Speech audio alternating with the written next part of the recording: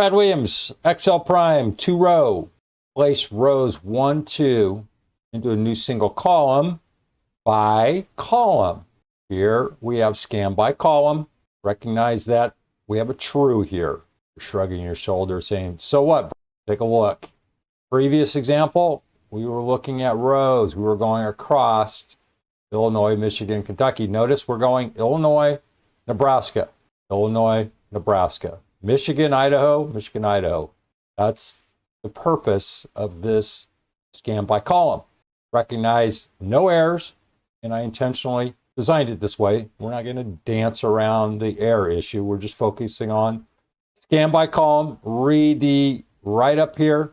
You need to take a look at the anatomy. Nothing new here. This is only our 25th look at the various options here. Actually, it's about the 12th between 2-row and 2-column. And we're going to have about 7 more in this session. Just play around with this stuff. Brad Williams, XL Prime. Thanks for watching.